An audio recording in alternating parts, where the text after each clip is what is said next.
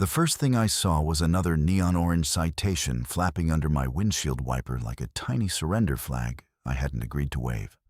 At the end of my driveway, Marlene Keene stood in white capris and a navy polo with Briar Cove HOA embroidered over her chest, clipboard tucked against one hip like she was a district attorney preparing charges.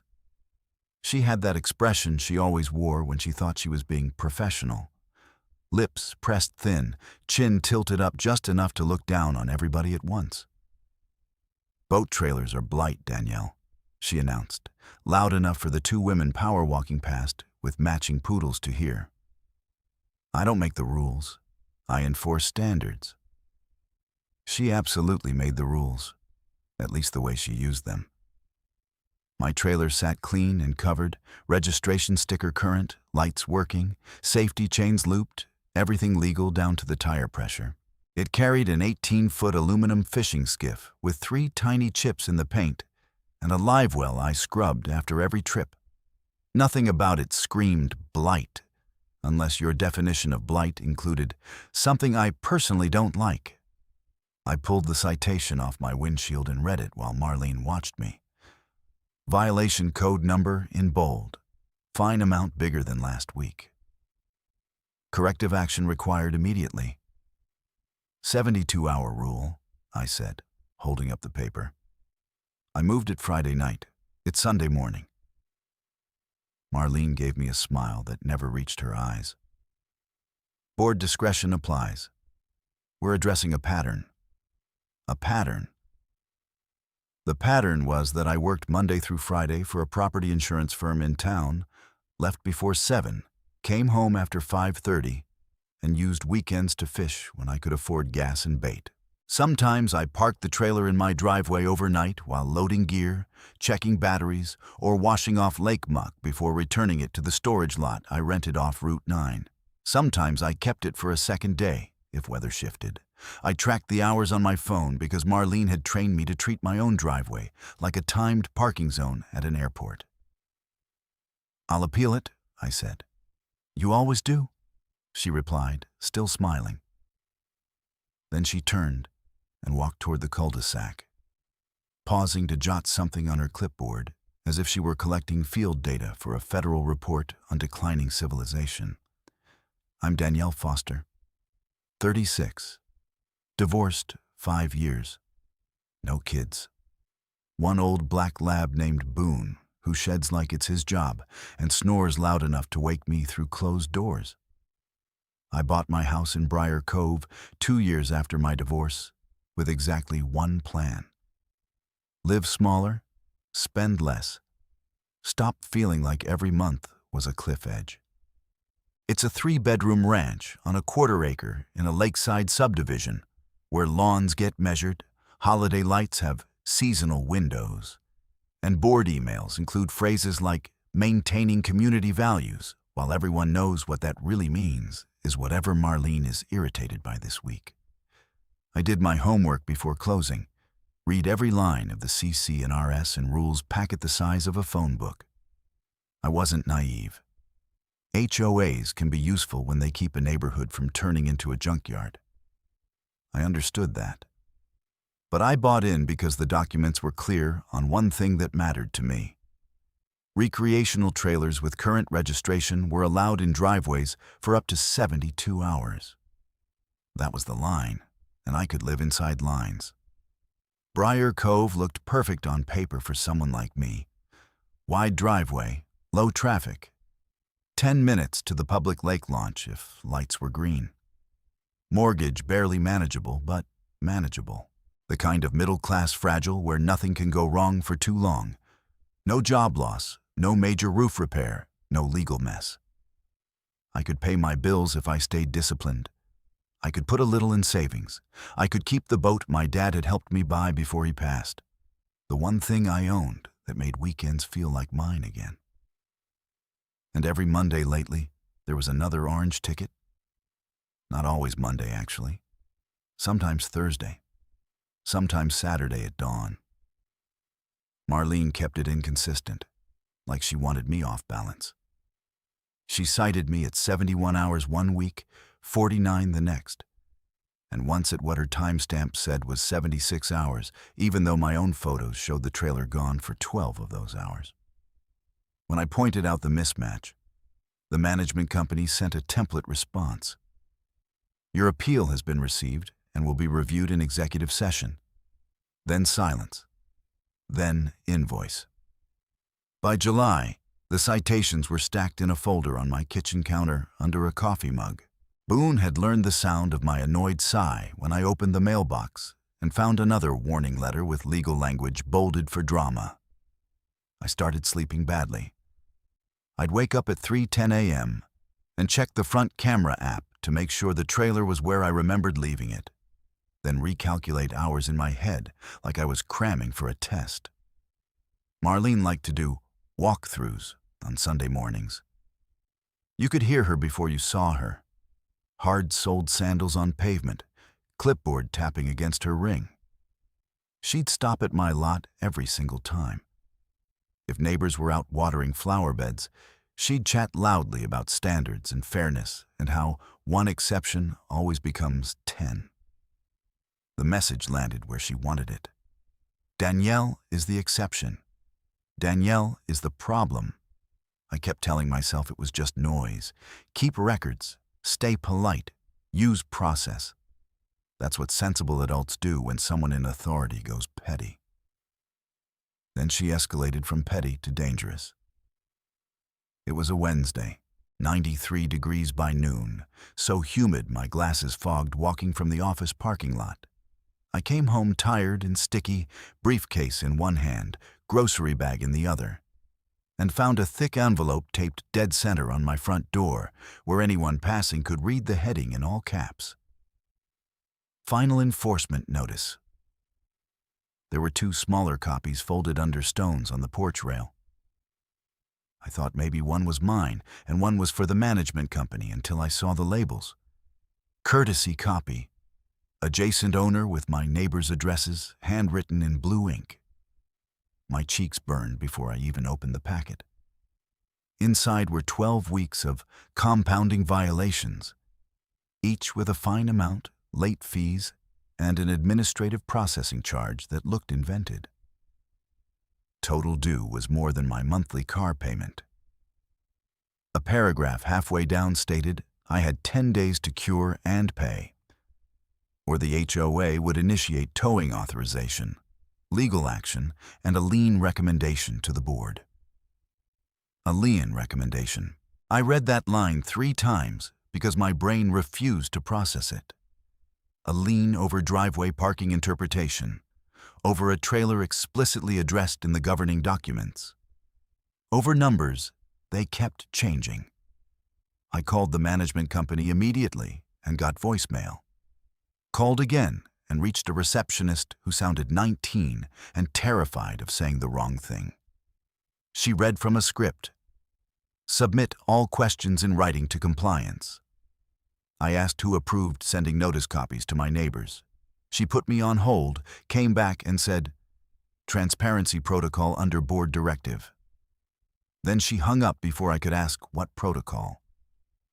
At 6:30, my next-door neighbor, Rita, texted me a picture of the same envelope on her kitchen table and, Hey girl, is everything okay? I stared at that text for a long minute before answering, Not really, but thanks for checking. By 7:30, another message came from Tim across the street. Saw the notice. If you need to borrow my truck to move the trailer, say word. Kind, but humiliating. The whole block now knew I was officially the neighborhood cautionary tale. I walked Boone in circles around the living room, while anger kept rising in my chest in sharp, hot waves. This wasn't enforcement. This was public pressure. She had taped a legal threat to my door in broad daylight, copied my neighbors, and dared me to react badly. So I did the least dramatic thing possible. I opened my laptop and started another appeal. I attached photos with timestamps from my driveway camera, receipts from the storage lot showing check-in dates, PDF of the CC and R clause allowing recreational trailers 72 hours with current tags. copies of prior appeals marked received. I wrote in plain language that citations were inconsistent with governing documents and the public distribution of enforcement notices to neighbors was retaliatory and harmful. I requested immediate hearing access and suspension of fines pending review. I hit send at 9:14 p.m., then printed a hard copy and put it in the folder under the coffee mug with all the others. 2 days later, I got a one-paragraph email from management. Your account remains delinquent. Please remit payment to avoid further action. No hearing date. No response to evidence. No mention of the neighbors getting copied. No explanation of how my account could be delinquent when I was disputing unlawful fines. That night, I sat at my kitchen table with my budget notebook open and did numbers the way you do when panic starts nibbling at your edges. Mortgage, utilities, insurance, Boone's meds, gas, storage lot fee, minimum emergency fund contribution. There wasn't room for random four-figure HOA penalties. There definitely wasn't room for attorney fees if they tried to make an example out of me. People hear HOA dispute and think annoyance. Ugly mailbox arguments, angry Facebook posts, petty stuff. But when you own a house by yourself and your money is carefully stacked Jenga blocks, an HOA with the ability to fine, lien, and drag legal bills into your life is not petty. It's existential. One bad sequence can knock loose everything you spent years rebuilding after divorce. My ex had called me too cautious when I insisted on reading contracts before signing. He also left with a motorcycle payment, 3 maxed cards, and a silence so complete I had to relearn how to trust my own decisions. Buying this house was me proving I could build a stable life without drama, without crisis. Just quiet competence. Work, budget, mow the lawn. Take the boat out at sunrise when the lake looked like glass and my brain finally unclenched. Marlene's campaign threatened all of that. Not because of one ticket, but because she was setting up a narrative where rules meant whatever she said they meant. And everyone else had to pay first and ask questions never. I started noticing things I'd ignored before. Her golf cart parked crooked in fire lanes during block parties with no citation. Her friend's camper sitting beside a garage for 9 days straight and magically not visible from street, according to inspection notes. The board meeting minutes that recorded votes in vague language. Motion carried after discussion, with no detail about legal basis. The way dissent got shuffled into executive session where homeowners couldn't watch. The Tuesday meeting that month was held in the clubhouse multipurpose room with 12 folding chairs and 1 buzzing fluorescent light. I showed up with my folder and sat in back. Marlene gave the president's report while tapping her pen against the podium between points, a tiny metronome of impatience. During new business, she introduced an emergency amendment to ban all trailers entirely in Briar Cove, to preserve aesthetic consistency. Emergency.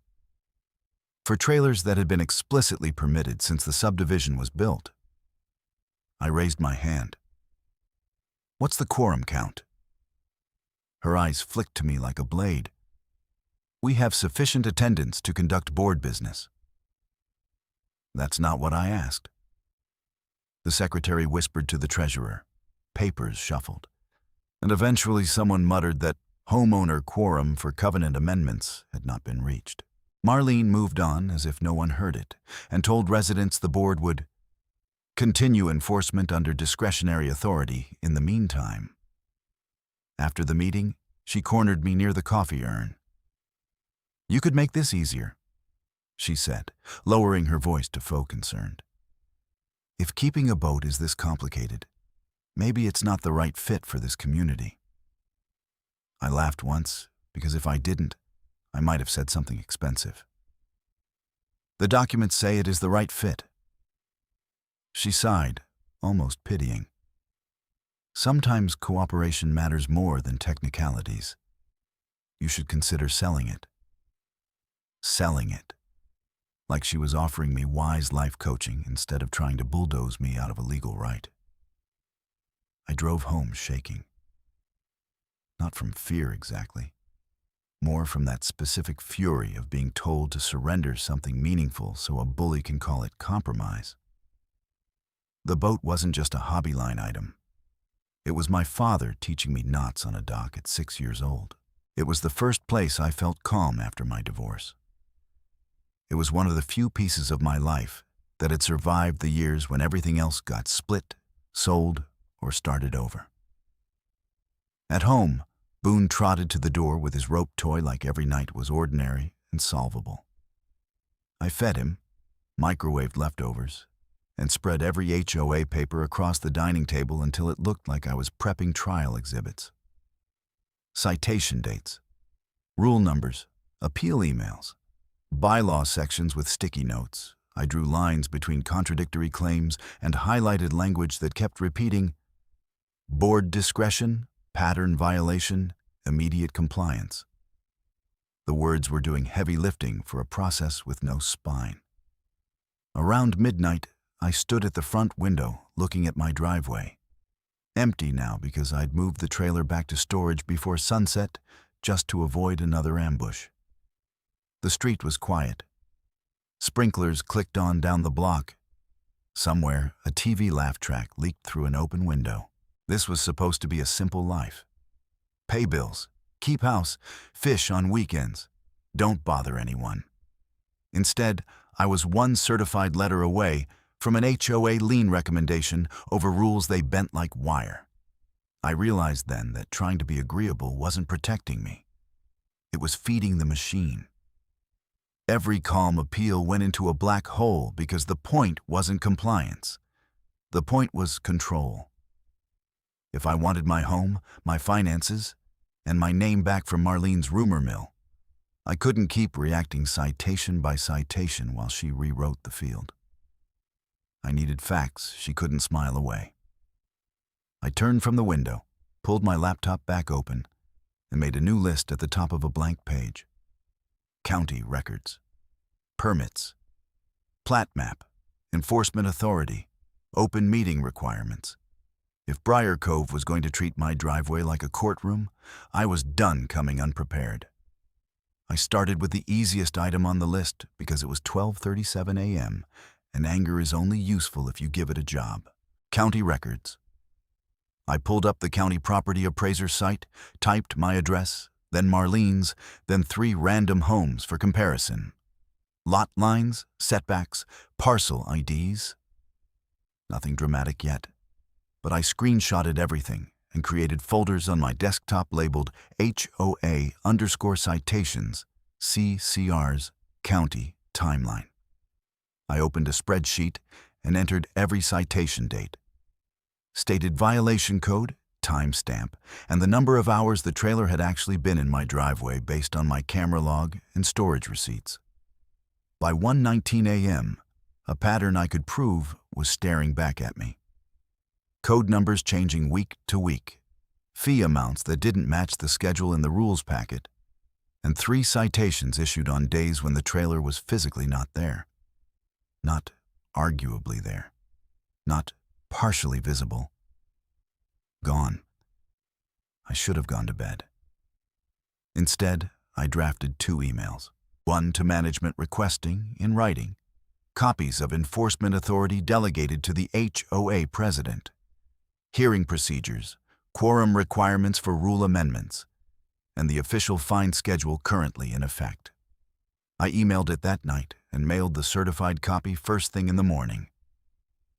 The second went to myself with the subject line, "Do not argue in person. Document everything." At 6:02 a.m., my alarm went off, and I had that weird hollow feeling of having slept in fragments. Boone thumped his tail against the hallway wall while I made coffee strong enough to chew. Before work, I moved the trailer from the storage lot to my driveway for exactly what I actually needed. Check wheel bearings, recharge the trolling motor battery, and reload tackle boxes for a Saturday dawn trip. then took a wide photo with my phone showing the time on my dashboard clock and the house number in frame. I was done letting anyone define reality for me. At lunch, I called the county recorder's office and asked how to request permits associated with HOA common area improvements. "Do you have a project address?" the clerk asked. "Main entrance off Briar Cove Drive," I said. "Brick monument wall, decorative lighting, landscaping, installed a few years ago."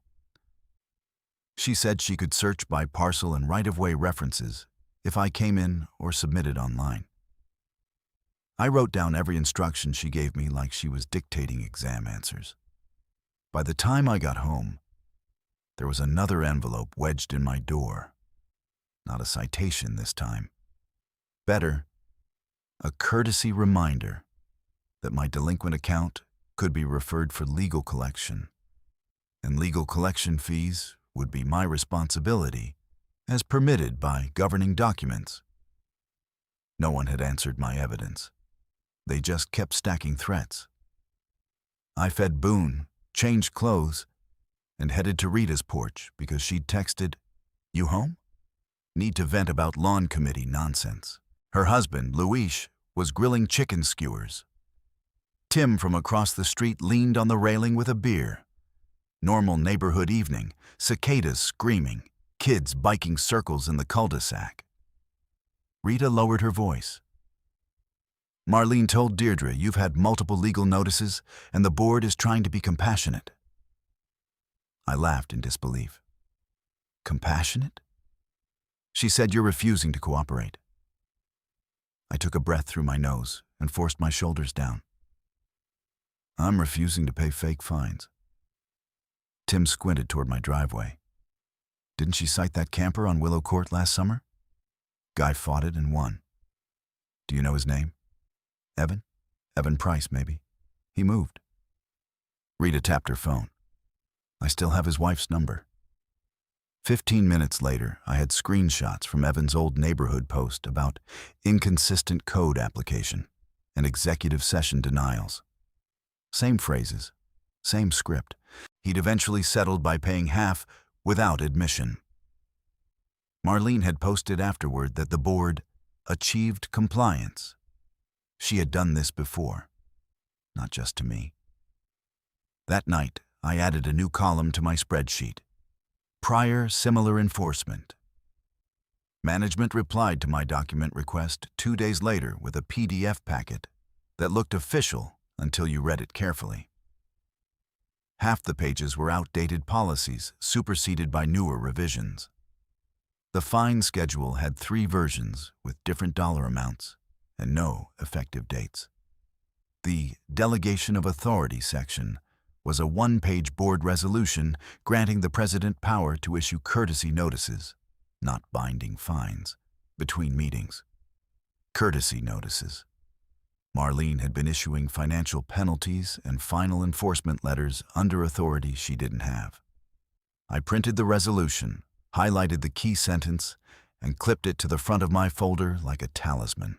Then, because life enjoys bad timing, my boss dropped an urgent commercial claim on my desk that required 2 late nights and a site visit in the next county over.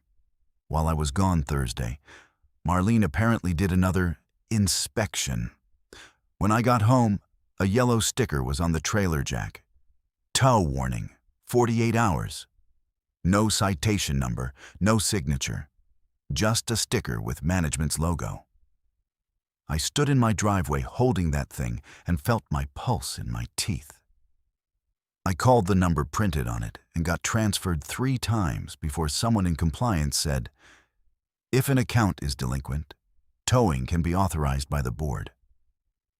"Show me the board vote," I said. Silence. Keyboard clicking. "I don't have that in front of me." Then remove the warning. "You can dispute in writing." I already did, repeatedly. Another pause, then the same polished sentence. "We encourage all owners to resolve balances promptly." I hung up before I said words that would become an email exhibit later. At 9:30 p.m., I drafted a letter titled, "Notice of Disputed Debt and Demand," to cease enforcement pending validation, and sent it certified email and portal upload. I cited their own resolution limiting presidential authority. I requested the vote record authorizing tow action and complete accounting of the alleged balance by date and rule basis. I wasn't playing defense anymore. I was building a file. Complications arrived exactly where they always do, all at once. Saturday morning, I left at 4:45 for the lake and came back by 11:20 with sunburned shoulders, a decent base, and maybe 20 minutes of peace. On my driveway, under the wiper of my truck this time, was another orange citation claiming unscreened trailer storage exceeding allowable period. I checked the timestamp, 8:14 a.m. At 8:14 a.m., my truck and trailer had been 10 miles away on open water, verified by launch receipt and the Fish and Wildlife camera at the gate. I marched straight to Marlene's house, carrying the citation and launch receipt. She opened the door in tennis whites, visor still on, as if she'd been waiting for me to bite. "You cited me while I was gone," I said. She glanced at the paper without taking it. "If your equipment is in repeated violation, officers may document based on observed pattern. Observed pattern is not an address in my driveway. Danielle, I won't debate procedure on my porch." "Great, because facts aren't procedure. They're facts." Her smile flattened. "You're becoming confrontational." I let out one sharp laugh. "You taped lean threats to my door and copied my neighbors." She folded her arms. "Transparency protects the community. It protects your narrative." Her jaw twitched, tiny and mean. "You can bring concerns to the next meeting, assuming you're current with your account, of course." Then she closed the door. I stood there for a beat, staring at my own reflection in her side-light glass, then walked home and wrote down every word while it was fresh. By Monday, management had added $325 in pre-legal review fees to my account ledger and sent a hearing notice for the following Tuesday at 6:15 p.m. 15 minutes before the regular board meeting, executive session only, homeowner attendance, at board discretion. At work, I asked for 90 minutes off next Tuesday and got the look from my supervisor that says again? Without saying it. I'm good at my job. I'm reliable. But repeated homeowner issue calendar blocks don't scream stability. I hated that this was bleeding into my paycheck life. Tuesday came hot and windy. I brought 2 binders, 3 copies each, tabs color-coded, because if they were going to pretend process mattered, I was going to drown them in process. The management rep met me in a side room with a little speakerphone in the middle of the table. 2 board members sat in person. Marlene joined by phone, due to scheduling conflict, which was rich considering she never missed a chance to lecture in person. I gave my statement, dates, photos, conflicting codes, unauthorized fines, tow warning without vote, courtesy copy humiliation. I kept my tone flat and clinical. When I finished, the treasurer asked, "Are you willing to settle this matter by paying half outstanding and agreeing not to park the trailer in your driveway moving forward?" There it was. Not compliance, surrender. "No," I said. "I'm willing to comply with the governing documents exactly as written." Marlene's voice crackled over speakerphone. "That rigidity is the problem." I stared at the phone like it might burst into flames. Respectfully, no. Selective enforcement is the problem. The management rep cut in. "The board will deliberate and notify you." "On what timeline?" "Standard timeline." "Which is?" "We'll be in touch." They ended the session in under 20 minutes. At 7:40 p.m., that same night, during the open meeting, Marlene introduced the trailer ban amendment again and framed it as, community emergency response to escalating disputes. She implied legal exposure from residents testing limits. I raised my hand. Point of order. Amendment requires homeowner quorum and noticed ballot process.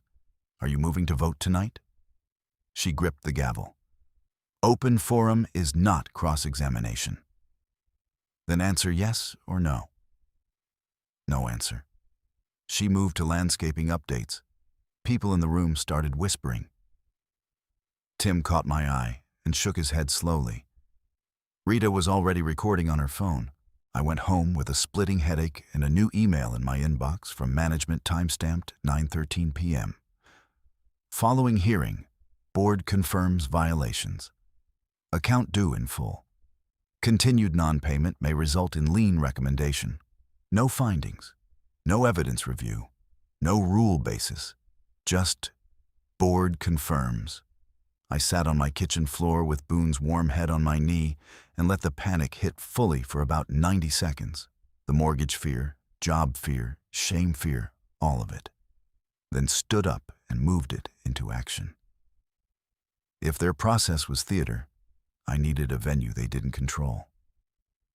Saturday morning, I drove to the county permitting office with a banker's box on the passenger seat and my HOA binder strapped in with the seatbelt like a nervous witness. The building was all beige brick and fluorescent patients. I took a number, waited under a poster about stormwater compliance, and rehearsed my ask so I wouldn't sound like a conspiracy podcast caller. When my number lit up, I stepped to window 4, where a woman with silver glasses and a sunflower mug looked up and said, "What can we help you with?" "I need permit history and right-of-way encroachment information for improvements at a subdivision entrance," I said. "Briar Cove, off Lakeview and Briar Cove Drive. Brick monument wall, uplighting, irrigation sleeves, maybe electrical." She typed for a minute, frowned, typed more. "Do you have approximate install date?"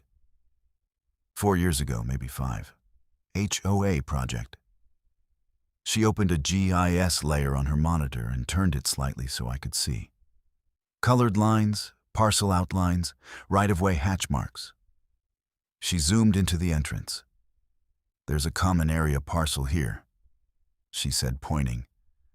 "But this section of the monument appears to cross into county right-of-way by, hold on, about 32 inches at the widest point." I blinked. "That requires a permit?" "Encroachment permit, yes. And if there's electrical and right-of-way, inspection and utility clearance." She clicked through another screen. "I'm not seeing issued permits tied to that address for monument installation. Could be under contractor name. Let me search." She searched every way I could think of. Subdivision name, HOA, corporate name, street intersection, known contractor from old newsletters I'd brought. Nothing finaled. One old application appeared as incomplete, fees unpaid, then closed. My skin went cold in the most clarifying way. "You're sure?" She gave me the bureaucrat version of certainty. "Based on available records, we have no active or finalized encroachment permit for this structure." She printed a map with right-of-way overlays and highlighted the encroaching corner in yellow. Then she handed me a form titled Compliance Concern/Unpermitted Work Review Request. "Any resident can submit this," she said. "Code compliance will verify in field. If unpermitted encroachment is confirmed, responsible party gets correction timeline. There can be daily penalties until resolved." Responsible party being the HOA. Typically owner of record for the improvement parcel. Sometimes contractor shares liability depending on facts. I looked down at the form in my hand and felt the whole chessboard rotate. Marlene's proudest project, the thing she bragged about at every annual meeting, the stone wall with backlit script letters and polished caps she called her legacy entrance, was potentially illegal in county right-of-way with electrical and no finalized permit. The same person citing me weekly over driveway hours had apparently ignored the county on an expensive structure every homeowner paid for. I asked for copies of whatever referenced that old incomplete application. The clerk printed a summary sheet with application number, status, and notes. Submitted without stamped engineering drawings, correction request issued. No response. File closed. She also gave me contact info for right-of-way compliance and electrical inspection. I spent another hour in the records room pulling archived HOA meeting minutes from public submissions tied to a prior refinancing packet. In one set from 4 years earlier, I found Marlene saying on record, "We're not waiting on county red tape to beautify our entrance." People had laughed. Motion carried. I took photos of that page like it was evidence from a heist movie. When I finally walked out into the parking lot, the heat hit like an oven door opening. I stood beside my car, binder against my chest, and laughed out loud once. Half disbelief, half adrenaline. For months, I'd been trying to prove I wasn't the problem. That was defense, and defense had gotten me nowhere. This was different. This was leverage. This was leverage. I sat in my car with the engine off and the AC dying, reading the highlighted map again until the yellow line blurred. 32 inches into county right-of-way. No finalized permit. Electrical unknown. Old application abandoned. For the first time in months, I wasn't rehearsing a defense. I was planning an offense that used the same thing Marlene claimed to worship: compliance. I drove straight from the county lot to Briar Cove's entrance and parked on the shoulder just past the monument wall. In daylight, the thing looked even more expensive than I remembered.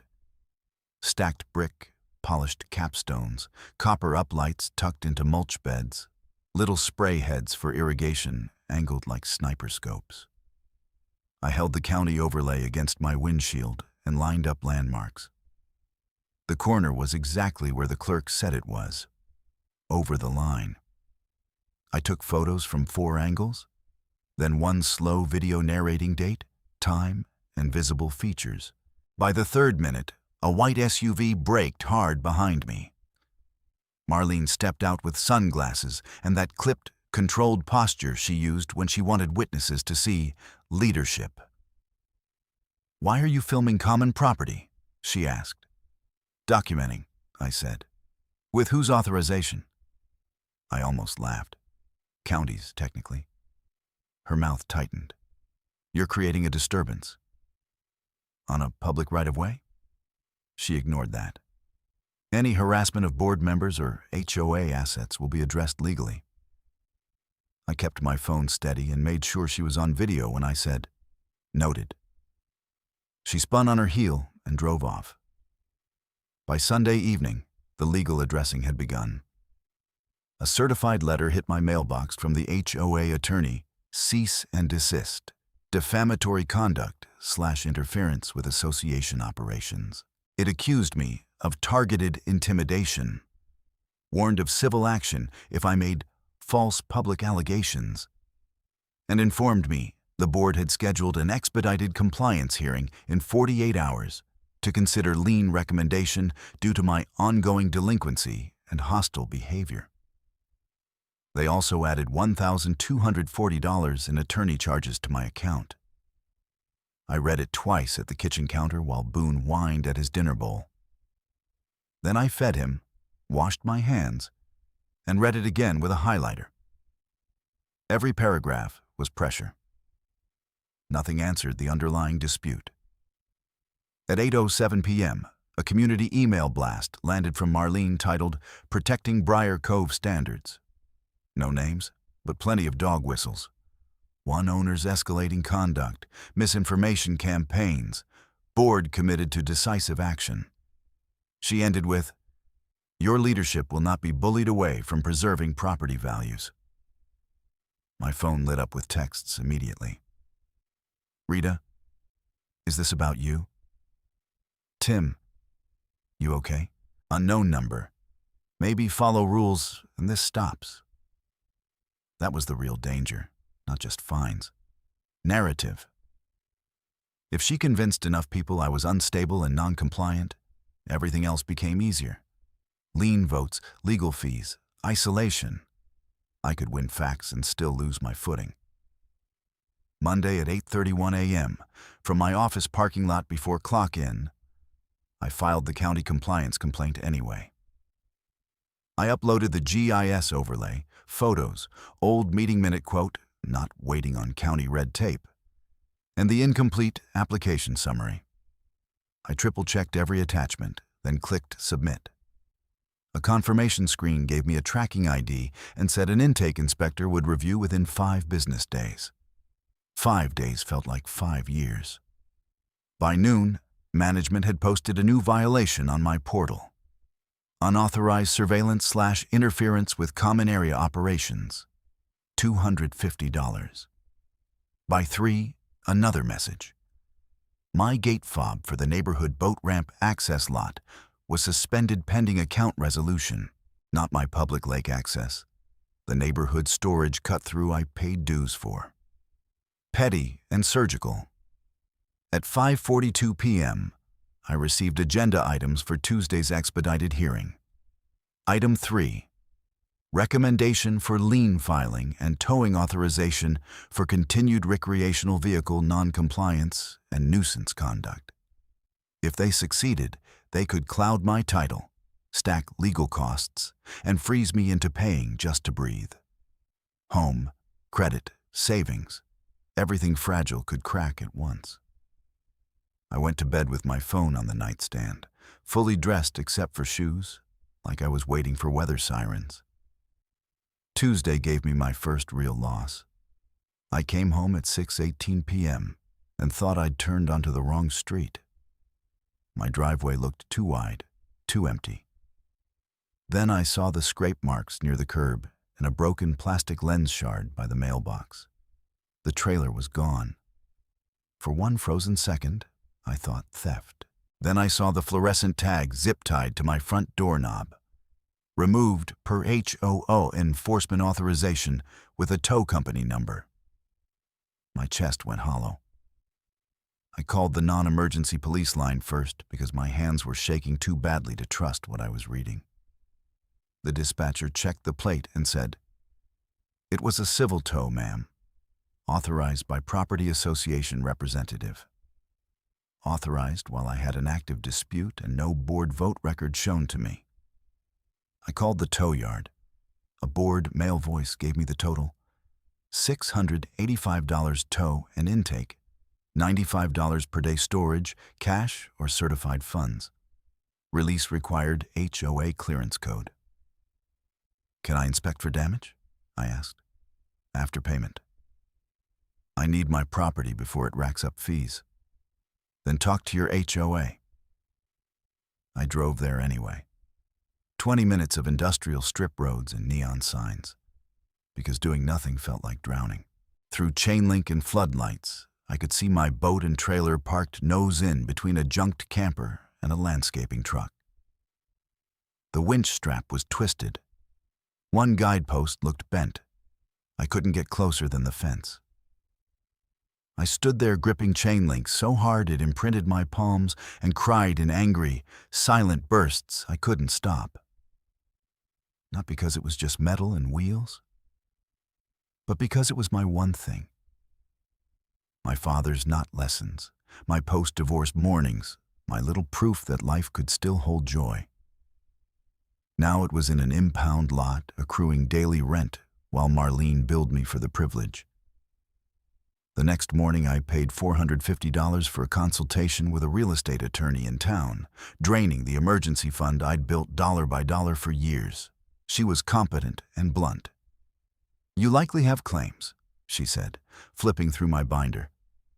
"Selective enforcement, due process issues, possible unauthorized tow. But litigation is expensive and slow. Immediate relief? Hard unless we get an injunction fast, and that still costs." How fast is fast? Best case, a week or 2. Courts are backed up. A week or 2 at $95 a day, plus damage risk, plus HOA legal meter running. I asked if the county complaint could help. She said, "Eventually. Different lane." Different lane. Meanwhile, my lane was on fire. By Friday, storage fees hit $1,065.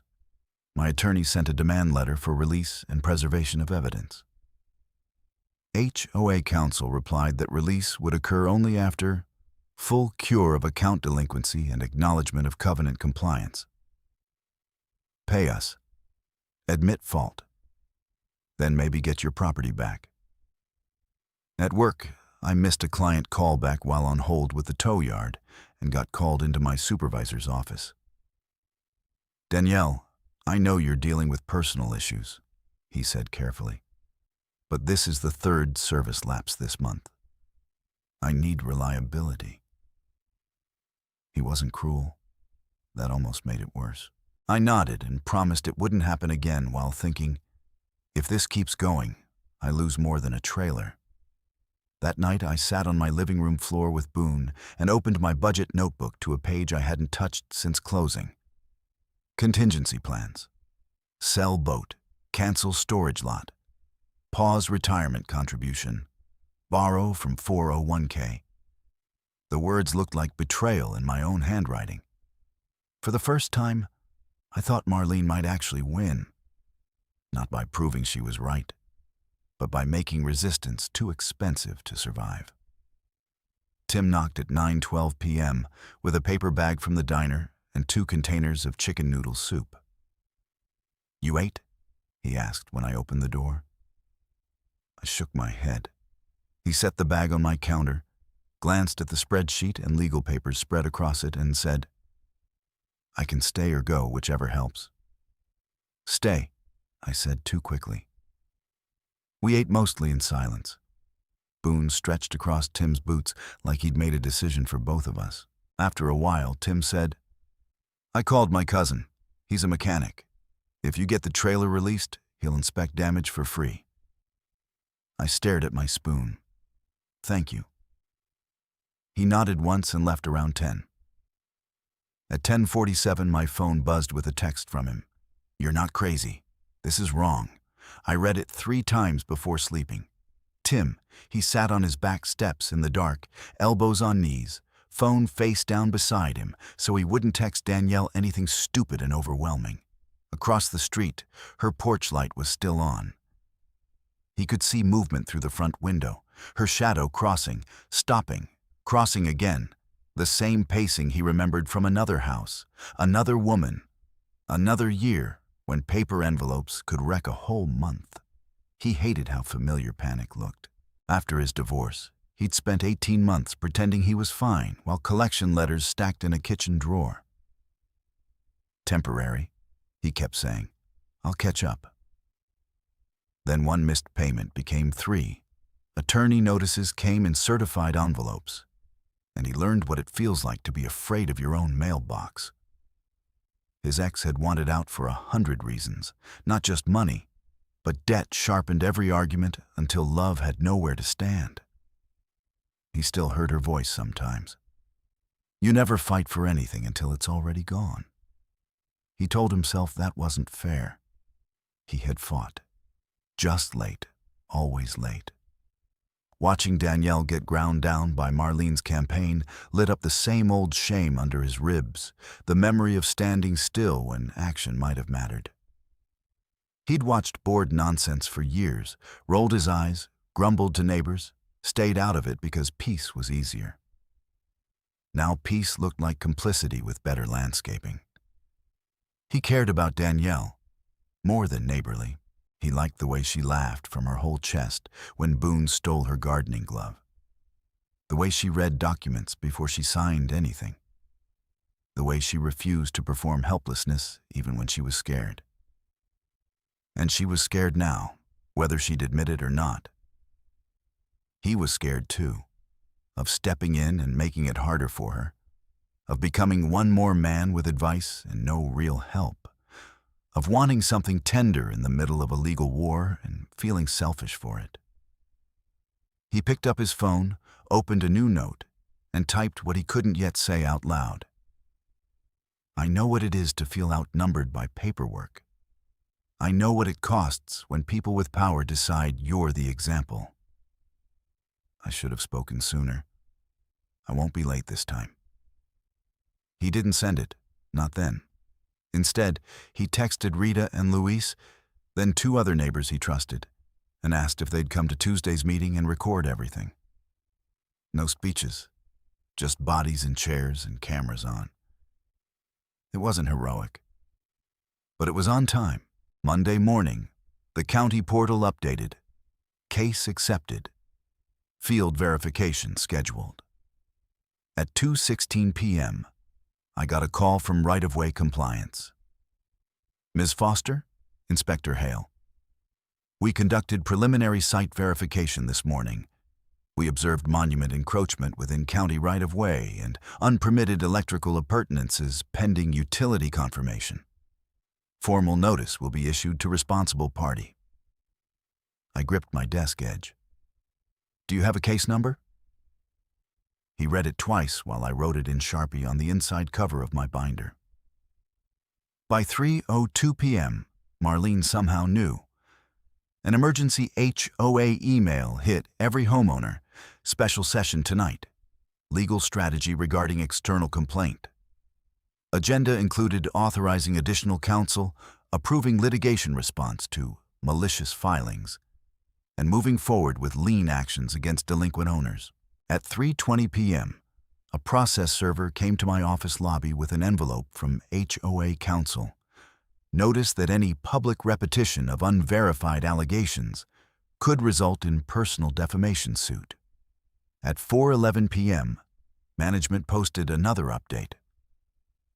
My expedited hearing and lien recommendation were moved to 5:30 p.m., 30 minutes before the regular board meeting. Executive session. Attendance at open forum subject to decorum. They were trying to box me out before witnesses arrived. I left work early with my supervisor's tight-lipped approval, drove home, changed into a plain navy blouse like I was going to court, and loaded the binder, county printouts, and 3 backup USB drives into a tote bag. Tim met me at the sidewalk without being asked. Rita and Luis are coming, he said. A few others too. I nodded because if I opened my mouth, I might cry, and I refused to arrive with swollen eyes. By 5:18 p.m., the clubhouse lot was fuller than usual. Marlene stood near the entrance with the HOA attorney, both in performance mode. She saw my binder and smiled like she'd been waiting for exactly this scene. Inside, the fluorescent lights hummed. The gavel sat centered on the folding table. My name was on the executive session list in black marker, underlined twice. The outcome had never felt less certain. I took my seat anyway, binder on my lap, county case number memorized like a prayer, while Marlene called the room to order. I took my seat anyway, binder on my lap, county case number memorized like a prayer, while Marlene called the room to order. Executive session first, she said. Delinquency and legal strategy. Homeowners not on agenda, please wait outside. I stood before she finished the sentence. I'm on the agenda. Marlene looked at the secretary. Ms. Foster will have 5 minutes in executive. No recording. State law allows recording in open session, I said. And because you circulated legal accusations community-wide, any board action from this hearing needs to be stated in open meeting. Her smile came out sharp. You are not here to instruct this board. No, I said. I'm here to stop you from inventing process again. A few people near the back made small, involuntary sounds. Half cough, half, oh wow, she said it. The attorney touched Marlene's elbow and murmured something. She nodded tightly. Fine. Executive now. In the side room, the same speakerphone sat in the middle of the table like a bad prop from the last ambush. Except this time, everyone was present in person. Marlene, treasurer, secretary, management rep, HOA counsel. I set 3 packets in front of them and kept one for myself. "Before you begin," Marlene said, "let the record reflect, Ms. Foster has engaged in harassing conduct, false allegations, and unauthorized filming." "Let the record reflect," I replied, "that I filed a county compliance concern using public records and observed right-of-way conditions. Here is the case number." I slid the printed sheet across the table. The attorney scanned it, expression unreadable. Marlene tried to speak over him. "This is retaliatory nonsense." He held up a hand without looking at her. "Marlene?" I opened my binder to tab 1. Item A. Your own board resolution limits president authority to courtesy notices, not monetary fines, not tow authorizations. Yet my account was charged 12 weeks of penalties under your signature. Tab 2. Item B. Citations issued when trailer absent from property. Date stamped launch receipt attached. Tab 3. Item C. No board vote produced authorizing tow. I requested records 3 times. The management rep shifted in her chair. Tow was processed under delinquency protocol. "Show the protocol in adopted rules," I said. "Not a staff memo. Governing documents." No one answered. I breathed once and turned to the next page. And item D. Your attorney letter called my county filing defamatory before inspection. Today, county right-of-way compliance confirmed field verification and formal notice to responsible party. If this board continues selective enforcement against me after receiving that notice, retaliation becomes very easy to prove. Marlene leaned forward, eyes glittering. "You don't get to threaten us with legal buzzwords because you hate standards." "I don't hate standards," I said. "I hate selective standards." She slapped her palm on the table. "You are in arrears. You are disruptive. You have turned neighbors into a mob." "No," I said quietly. "You did that when you copied my neighbors on a lien threat." Silence. The attorney closed the county sheet and looked at the board. "We need open session handling immediately. Tonight." Marlene snapped toward him. "Executive privilege applies." "Not to everything you've put in writing," he said. She stared at him for a full beat, then stood. "We'll move to open forum, briefly." Back in the main room, every chair was full now, plus people standing along the back wall. Rita had her phone propped against a water bottle, recording. Tim stood near the doorway, arms folded, not smiling. Marlene banged the gavel. "Open forum is limited to agenda items. Personal attacks will not be tolerated." I raised my hand and, when she nodded once, stood with the binder open in both hands so they could see I was reading facts, not improvising fury. "For the record, I am Danielle Foster, Lot 27. I am requesting immediate suspension of trailer enforcement and withdrawal of all charges against my account, pending legal review. County case number ROW-24-1186 has been accepted and field verified regarding unpermitted right-of-way encroachment and associated electrical at the Briar Cove entrance project." The room went still in that collective way people go still when money enters the chat. I continued, "I have submitted evidence of citations issued outside governing rules, fines imposed without documented authority, and a tow executed without produced board vote record. Continuing enforcement against me after county action began creates exposure for selective enforcement and retaliation." Marlene hit the gavel. "Ms. Foster, this is inflammatory and out of order." I looked straight at her. "Open Meeting Rule 3.2, quoted in your notices, gives homeowners the right to address board actions affecting assessments, enforcement, and legal risk. I'm on topic." Her jaw tightened. "You are weaponizing bureaucracy." "You taught me the weapon," I said. A ripple went through the room, some laughs, some gasps. Marlene pivoted to the crowd. Do not be distracted. This owner has been non-compliant for months. The board has a duty. Tim raised his hand. Can homeowners comment? Marlene hesitated then. 1 minute each. Tim stepped forward. I'm Tim Carter, Lot 19. I've personally seen citations on days her trailer wasn't even there. If this board can't show rule basis and vote records, stop charging people legal fees to hide it. Rita came next. Rita Alvarez, Lot 21. I got one of those courtesy copies on Danielle's lien notice. That wasn't transparency. That was public shaming. Luis, if the county fines us daily over that entrance wall, I want to know tonight who authorized building in right-of-way without permits.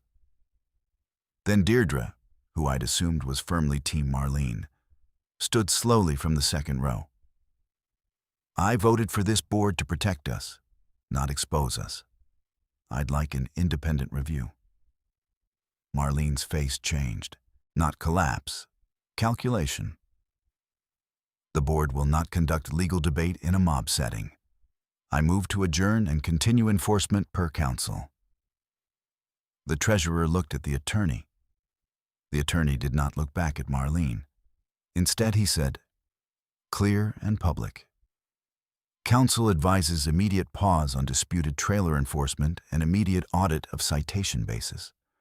I also advise rescinding charges lacking documentary support. Marlene turned on him, voice low and vicious enough the mic still caught it. You represent the association, not her. I represent risk, he said. The secretary whispered, should we recess? Yes, the attorney said. 10 minutes. They huddled in the side room. The crowd buzzed loud enough to feel in my ribs. Tim handed me a bottle of water without speaking. My hands were shaking now that I wasn't talking. You were perfect, Rita whispered. I was furious, I said. Same difference tonight. 10 minutes became 23. When the board came back, Marlene sat ramrod straight, lips colorless. The treasurer read from a handwritten note. Motion 1. Suspend enforcement actions related to recreational trailer parking pending legal review and policy clarification. Motion 2. Void all outstanding citations on Lot 27 lacking documented rule basis, including associated late and legal fees. Motion 3. Direct management to provide written accounting and hearing procedures to all owners within 14 days. Marlene grabbed the gavel. Discussion. The treasurer kept reading over her. Motion 4. Freeze further towing actions under compliance category until board vote protocol is adopted in open session. He finally looked up. All in favor? Yes, said the secretary. Aye, said treasurer. Marlene stared at the paper in front of her like it had betrayed her personally. Nay. Motion carries 2-1, treasurer said. The room exhaled all at once. I didn't realize I'd been bracing for another ambush until my knees nearly buckled from relief. Marlene stood. This is temporary. We are not conceding wrongdoing. I nodded. Then put everything in writing. I intend to. Good, I said. So do I. She didn't fold. She escalated. 2 days later, management emailed a 12-page corrected account statement that removed some fines but kept tow charges, nuisance conduct penalties, and attorney fees under new labels.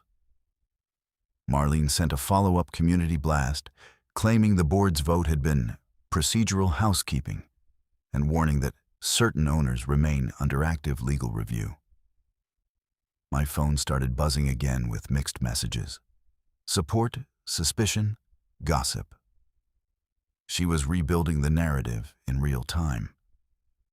I answered by doing the one thing she hated most. Process in daylight. I sent a formal demand for itemized proof for every retained charge and copied the entire board, council, and management. I posted, not on Facebook, not in gossip threads, but on the HOA owner portal where records lived. A clean timeline with document citations and screenshots. No adjectives, just dates, rule numbers, and mismatches. Then I invited any homeowner to inspect my binder at Saturday coffee on my porch. 21 people came. Some came to support me, some came to snoop. I didn't care. I set out 2 folding tables, printed copies, and answered questions until my throat hurt. Luis brought a whiteboard and mapped how attorney fees had ballooned without open votes. Deirdre brought old meeting packets from 2021 showing the entrance project budget line and Marlene's fast-track comments. Tim ran to the copy store twice. By noon, it wasn't Danielle versus Marlene anymore. It was records versus spin.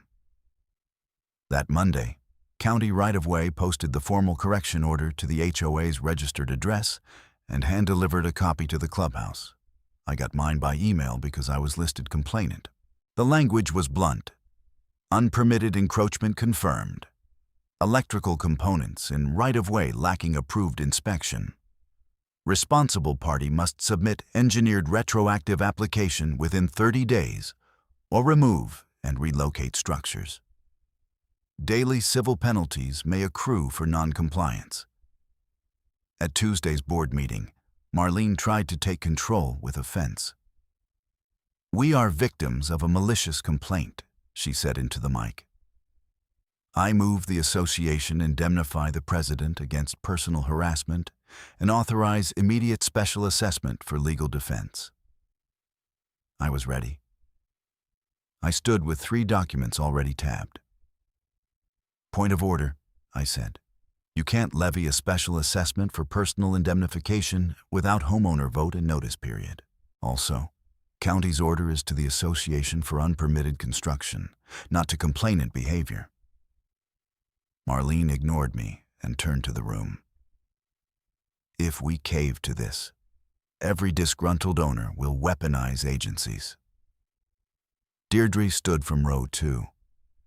"Or we could file permits before we build things." Soft laughter, then clapping, then more clapping. Marlene slammed the gavel. "Order." The treasurer rubbed his forehead. "Council, can we legally pass this tonight?" Council answered slowly, like he was choosing each word to survive discovery later. "No special assessment tonight, and I recommend against indemnifying any officer until independent review of authorization chain is complete." Marlene's voice cracked for the first time. "So now we're throwing volunteers under the bus?" Tim spoke up from the wall. "Volunteers don't get to bill us for bullying." The vote failed.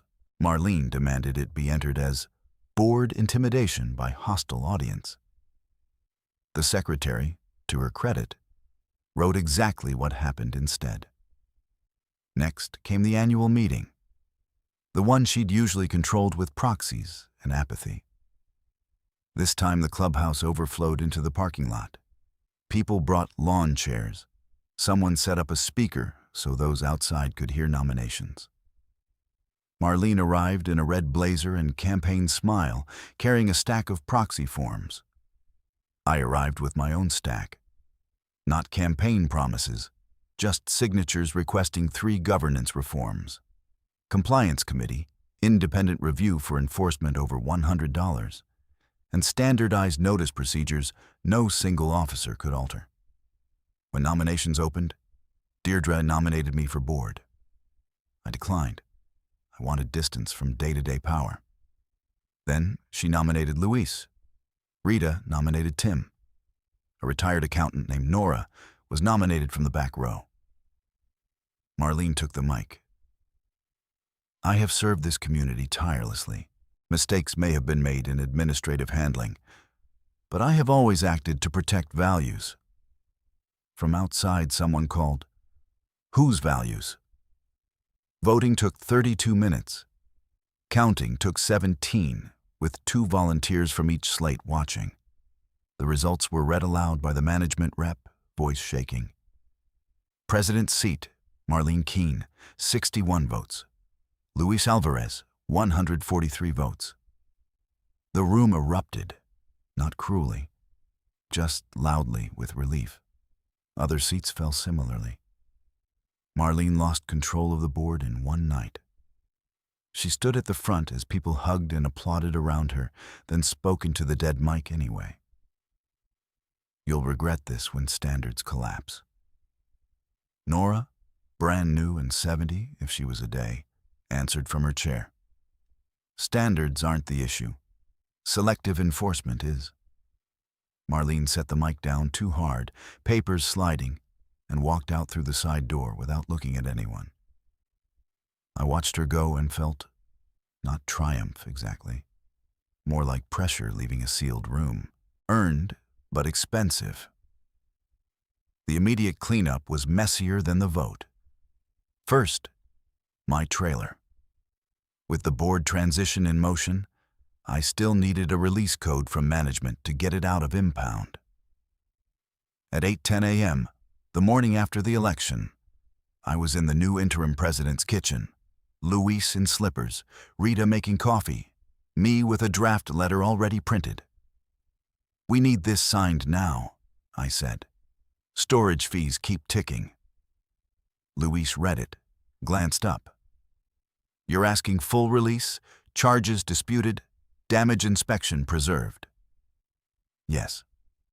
He signed. Take Tim's truck in case bearings are shot. At the tow yard, the clerk suddenly became very polite when I handed over a letter on HOA letterhead rescinding hold authorization. He slid forms through the slot and avoided eye contact. Any issues with condition? I asked. Sign as is. No, I inspect first. He sighed and buzzed the gate. Under bright yard sun, the bent guidepost looked worse up close, and the starboard fender had a deep scrape gouged through paint to metal. I photographed everything with timestamps while Tim crouched and checked the axle. Wheels okay, he said softly. But this strap was cranked wrong. They dragged tension. I filed damage claim paperwork on the hood of my truck with greasy wind-blowing receipt paper everywhere.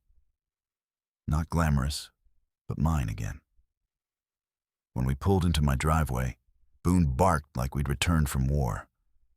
I stood there with one hand on the trailer rail, breathing in hot metal and lake algae scent, and finally let myself believe the worst part was over. Second, paper repair. At the first new board work session, held at a library room instead of the clubhouse for neutrality, every table was covered in files. Nora wore reading glasses on a chain and took no nonsense. We start with unlawful accounts, she said. Lot 27 first because it's fully documented. Management dialed in, audibly nervous. We can zero out disputed charges pending review. Nora cut in. No, not pending. Remove all citations without documented rule basis and all derivative fees. Luis added, and issue written withdrawal of towing threat. I slid my folder across the table.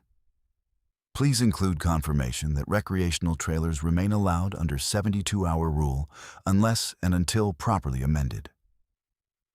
Nora nodded. Done. Also, standardized notice template with date/time/photo evidence required. No single officer-issued fines. The vote was unanimous. When the letter arrived 3 days later, on plain white paper, no red warnings, no legal theatrics, I read it standing at my mailbox and cried a little anyway. All prior citations against Lot 27 lacking documented rule basis are hereby voided. Account balance adjusted to 0. Towing authorization withdrawn permanently, absent adopted policy and board vote. Not vindication fireworks. Just clean language finally. Crisis mode loosened its grip. 2 Fridays later, after we'd filed my tow damage claim, and after the county engineer had staked orange flags around the entrance wall for relocation options, Tim knocked at my door around sunset with a six-pack of ginger ale and no pretense. "Can we talk?" he asked. I stepped aside. "Yeah." We ended up on my back patio where Boone could supervise us from the grass like a tired chaperone. The air smelled like cut pine and someone's charcoal grill. For a minute, we watched moths ping the porch light. Tim rubbed both palms on his jeans. "I wrote something a while ago and didn't send it." "Okay." He laughed once, nervous. "Great start, Carter." I waited. He looked at me, then away. When this started, I told myself I was just being a good neighbor. Soup, rides, showing up at meetings. But that wasn't the full truth. I care about you. A lot. Have for a while. My chest tightened, warm and scary. "I didn't say anything because you were under siege. And that would have been selfish," he continued. "Also because I'm good at waiting too long. My marriage ended with a lot of me waiting too long to be honest. Too long to fight. Too long to admit I was drowning. I saw that pattern when Marlene came after you, and I couldn't do it again." He leaned forward, forearms on knees. "I was scared if I told you. It would feel like pressure.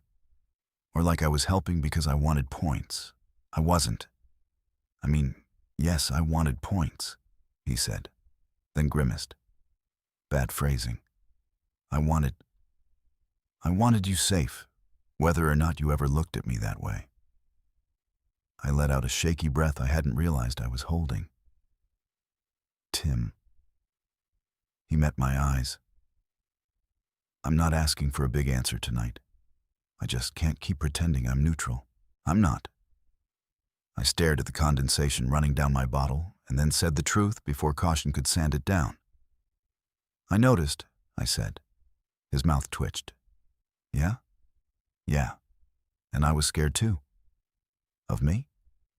"Of needing someone while everything felt unstable," I said. "After my divorce, I made this whole life around, not depending on anyone. It kept me safe. But it also made me hard to reach. You kept showing up anyway. Not to fix me. Just to stand there." He swallowed. "I can keep doing that." "I know." Silence settled. Not awkward, just full. I stood and crossed the 2 steps between our chairs. "There's something else," I said. "When they towed the trailer and I saw it behind that fence, I thought, this is what losing looks like. And one of the first thoughts after panic was, I need to tell Tim, not because you had a solution, because you were my person in that moment." His eyes went bright, and he blinked hard like he was annoyed at himself for it. "Danielle." I smiled, small and terrified. "So no, I don't have a tiny answer either. But I don't want neutral." He stood too, close now but not touching me yet. "What do you want?" "I want honest. I want slow enough to do it right and real enough not to hide. I want you on the boat at sunrise this Sunday, and I want this to be a date, not a neighbor errand." A laugh broke out of him, relieved and soft. "I can do sunrise." "One warning," I said. "I'm bossy about tackle organization. I've seen the labels. I'm prepared." Then he touched my hand, gentle, giving me room to pull back. I didn't. I laced my fingers through his. "Can I kiss you?" he asked. "Yes." It wasn't cinematic fireworks. It was better, warm, careful, then sure. The kind of kiss that says, "I heard you." Boone huffed from the lawn like we were taking too long to get to snacks. When we pulled apart, Tim rested his forehead against mine and whispered, "I should have been brave sooner." "You were brave when it counted," I said. He nodded, and for the first time in months, the future felt like something I could walk towards instead of defend against. The new life didn't arrive all at once. It arrived in checklists, meetings, and small, ordinary mornings that no longer felt like traps. On a bright Wednesday, I sat in the second row of the clubhouse while the new compliance committee met for the first time. Nora chaired with a yellow legal pad and military posture. Item 1, she said. Adopt standardized enforcement packet, photo evidence, rule citation, cure period, hearing date, and appeal outcome within 10 business days. Rita, now committee secretary, looked up. Include prohibition on copying adjacent owners unless required by statute? Absolutely, Nora said. We are not running a public shaming ministry. People laughed. Even management laughed, a little nervously. Item 2 was independent review threshold. Luis read the motion. Any enforcement action exceeding $100 in cumulative penalties requires external compliance review before collections. Second, Tim said from the committee table. Passed unanimously. A week later, county crews marked the entrance with more orange paint. The retroactive permit estimate had come in brutal. Relocation was cheaper than fighting penalties. I watched from my truck as contractors removed 2 sections of Marlene's legacy wall and stacked bricks on pallets. No one cheered. It just happened, like a fact finally catching up. Marlene still lived in Briar Cove. I saw her sometimes, walking fast, phone to ear, no clipboard. Once at the mailbox kiosk, she met my eyes and looked away first. That was enough. On Sunday, Tim and I launched at dawn. Mist sat low over the water, turning the far shoreline into watercolor. He held the boat steady while I parked the truck and then offered a hand as I stepped in. Date protocol, he said solemnly. No discussing bylaws before 8 a.m. Agreed. We drifted near the reeds, lines in, Boone snoring under the console blanket. At 7:12, my phone buzzed with an HOA email notification. I groaned. Tim grinned. Ignore it. I looked anyway, reflex hard to break. Subject line, policy memo adopted, recreational trailer parking clarification. I opened it. Registered recreational trailers are permitted in owner driveways for up to 72 hours per occurrence. Enforcement must follow standardized notice and evidence procedure. No towing authorization without open session board vote and recorded basis. I handed him the phone. He read it, then set it face down on the cooler. Well, he said, that's one way to start a morning. I reeled in slack, smiling. Read the bylaws before you weaponize them. He bumped my shoulder. Neighborhood motto? Neighborhood survival tip. A breeze lifted across the lake. Somewhere behind us, a gull cried. I looked at the shoreline, then at my own hands. Steady now, not shaking, and felt the distance between that first orange citation and this quiet water. Back at home later, I parked the trailer in my driveway exactly where the document said I could, snapped one photo from my records out of habit, and then, because I could, I put the phone away. The first thing I saw on my windshield this time wasn't neon orange. It was a sticky note Tim had tucked under the wiper while I rinsed the boat. Sunrise next Sunday too? Tea. I smiled, peeled it free, and walked inside.